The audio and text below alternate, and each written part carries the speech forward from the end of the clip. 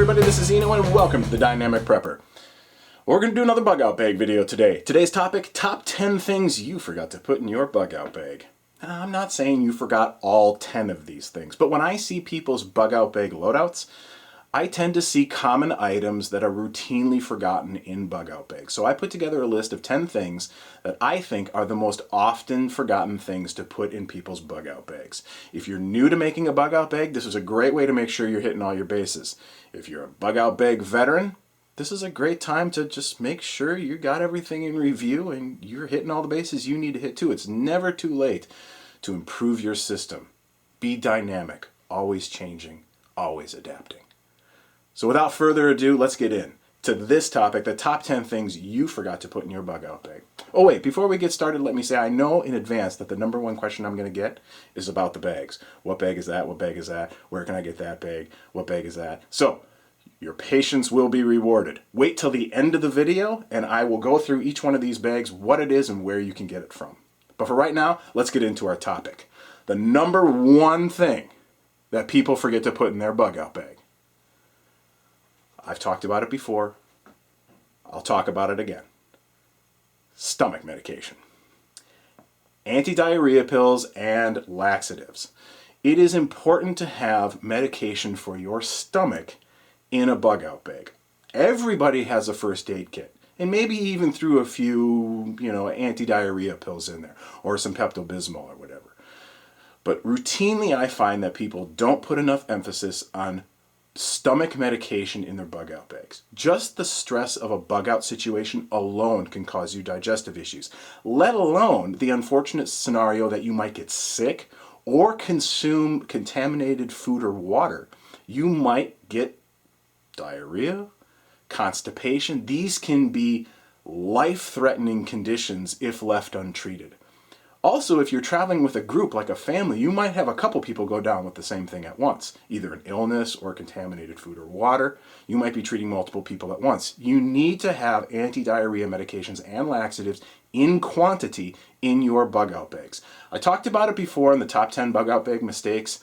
I'm talking about it again here. In my opinion, this is one of the most important things that is routinely missing in quantity from bug out bags. Good stomach medication. Make sure you get it done.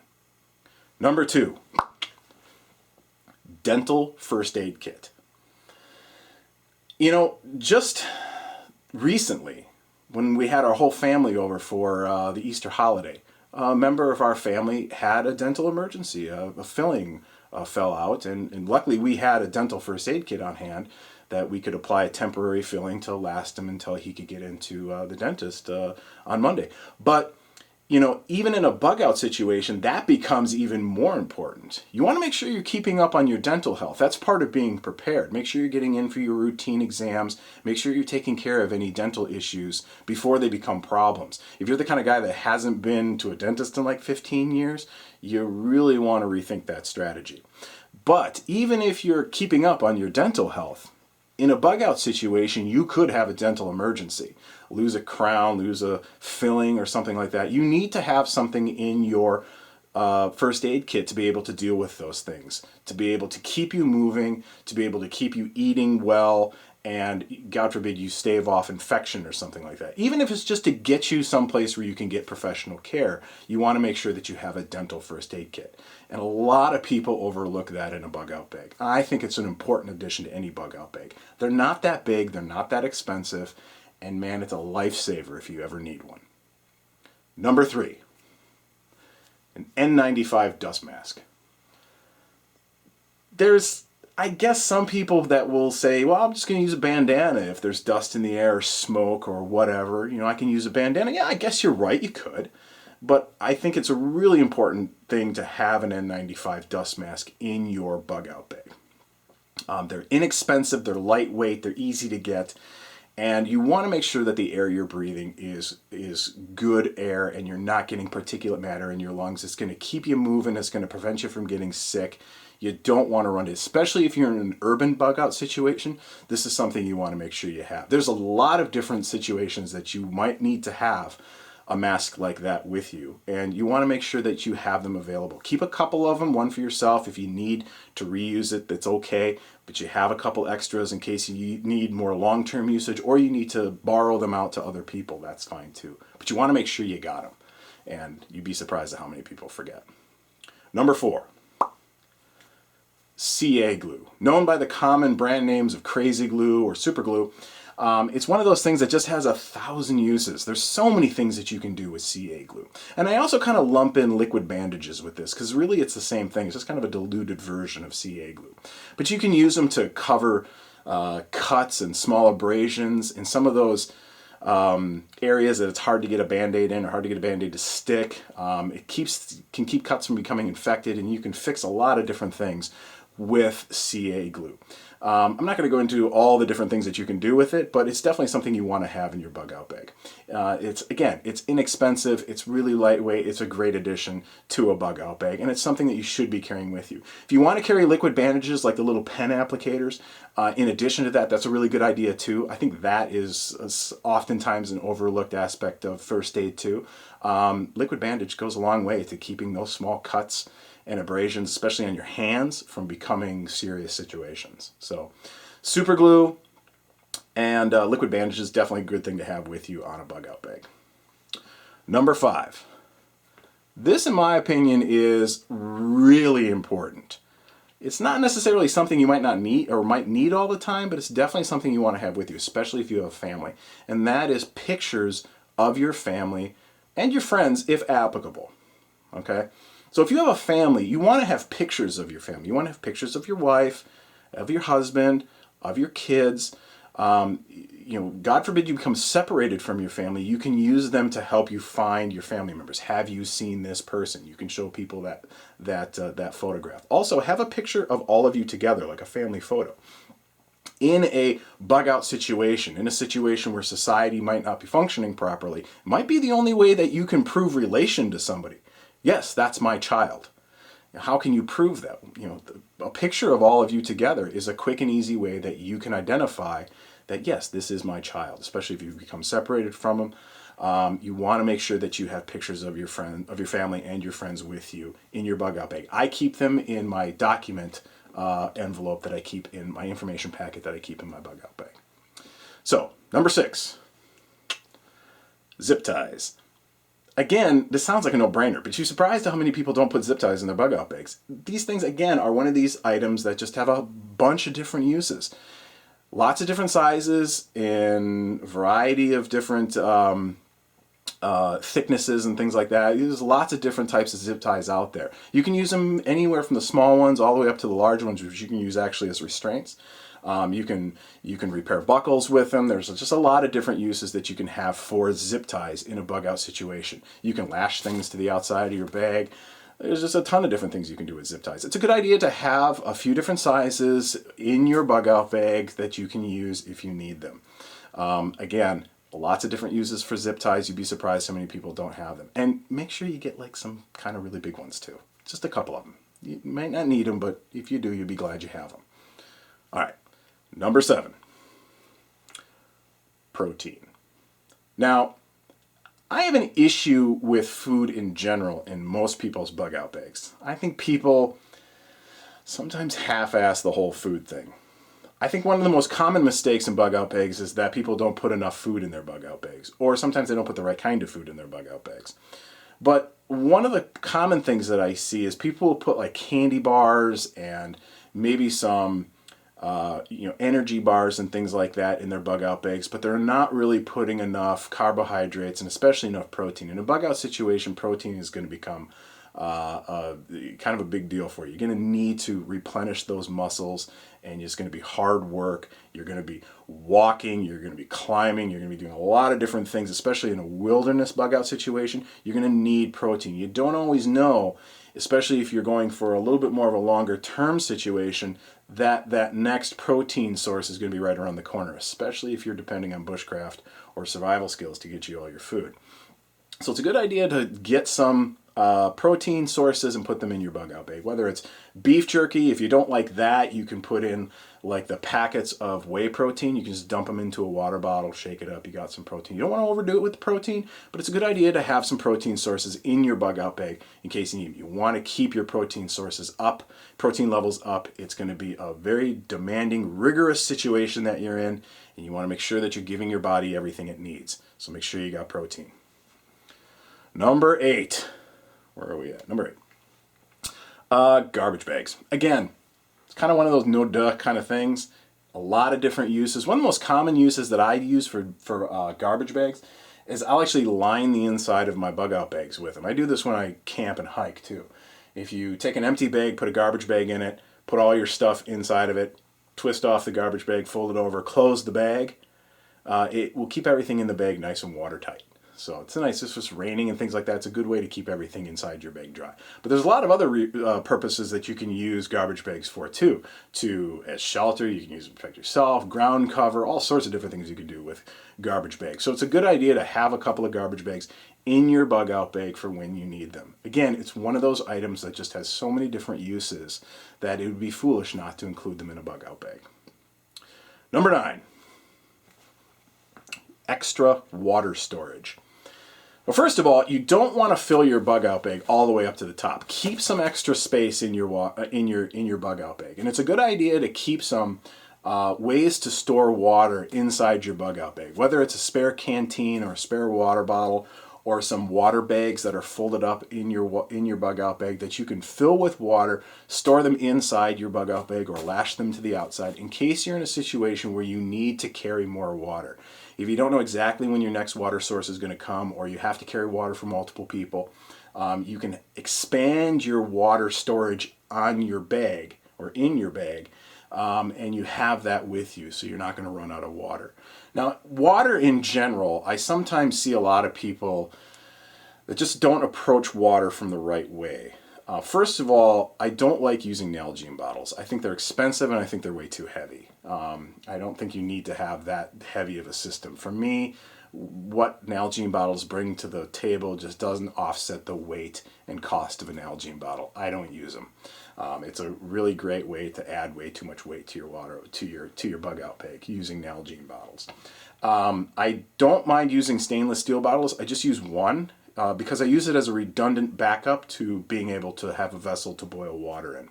And I keep that empty in my bag. So it's one of the ways that I have to expand water storage in the bag. I can fill that up if I need to.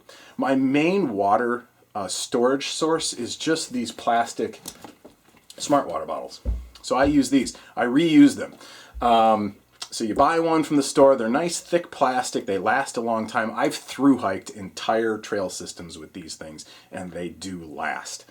The nice thing about them, though, is if you have like a Sawyer water filtration system, like a Sawyer Mini or a Sawyer Squeeze, they just screw right to the tops of these things, just like that. So you can fill the bottle up with questionable water and then drink it right through the filter. So it's really easy. You can just carry it around like that, no problem. But these bottles are really lightweight. They're cheap. If they get damaged or whatever, you can just chuck them and get new ones. But they do last. They're nice and durable. And like I said, I've thru-hiked for months at a time and used these bottles. They really do hold up. I typically try to carry 2 with me at all times. It's 2 liters. That's the size of that bottle. Sometimes I'll put marks on the side of the bottle, 1 cup, 2 cup, just some different measurement marks on the side in case I need to do that. You don't need that complex measurement chart on the side like on a Nalgene bottle. You just, you don't need to be that precise in these types of situations. So that's a really good way to carry water. It's inexpensive, it's super lightweight.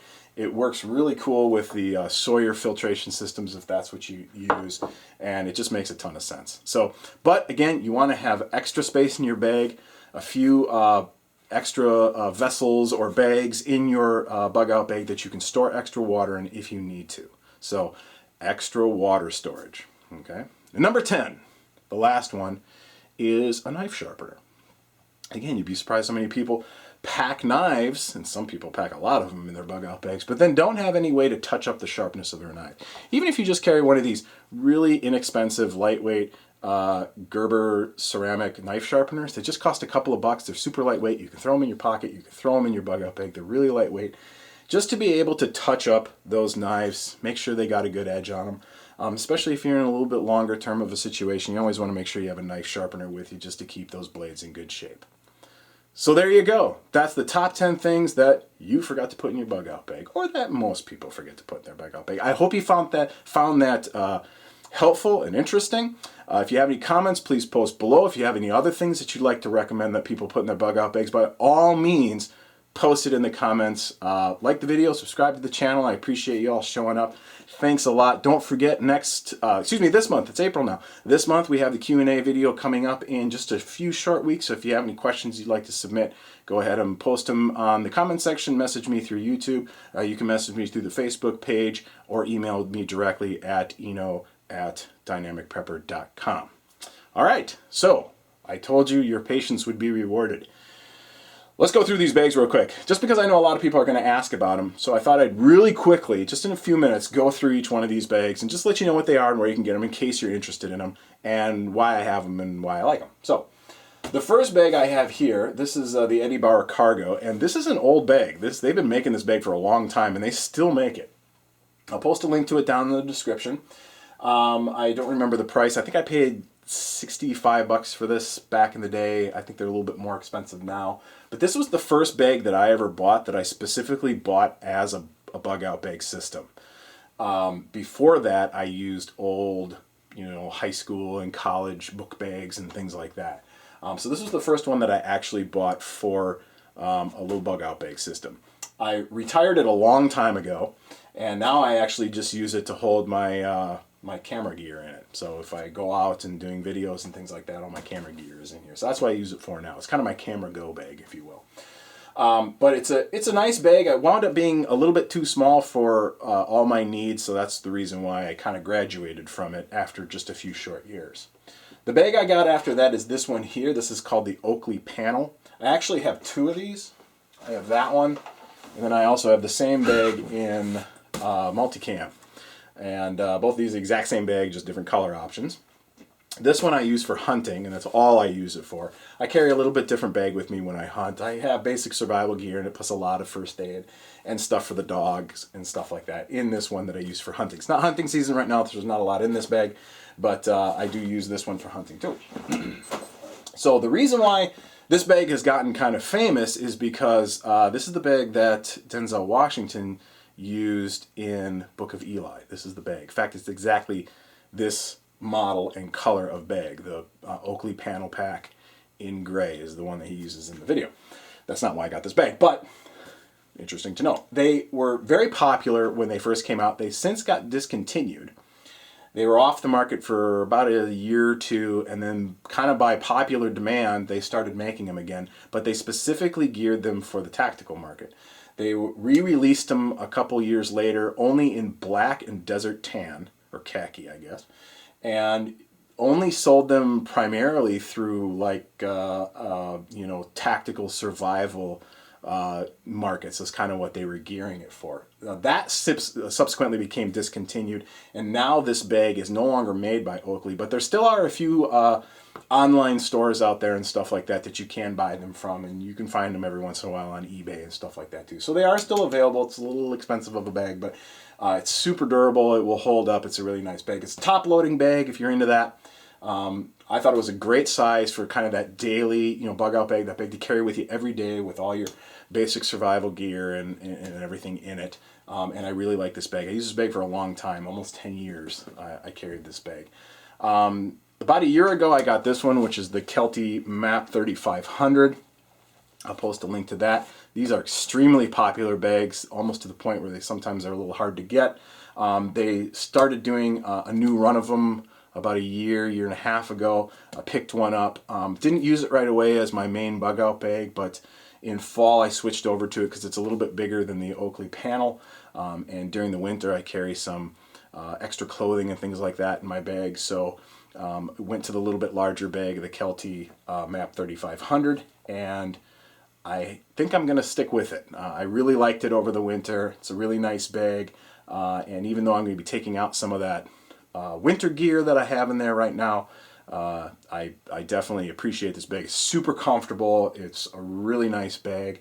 Lots of external storage on it, and I've really grown to really like this bag. And I think this one right now is still fully packed, but this has become kind of a backup bag in case something happens to this one. And so this is my main bag, and I think it will stay as my main bag right now. So the last bag I have over here is the Expedition Research ruggedized dry bag. This is the tactical professional ruggedized dry bag.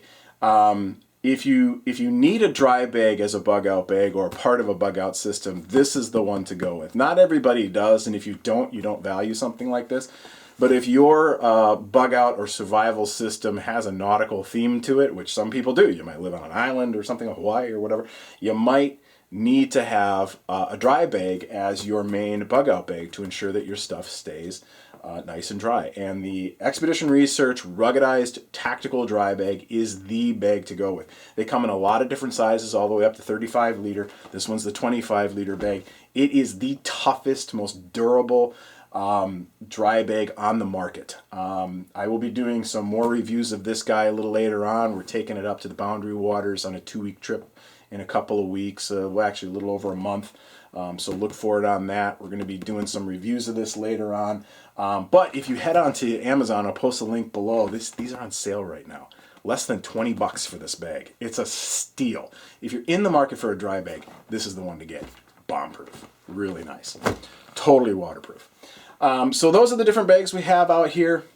Look for the links below on where you can get them.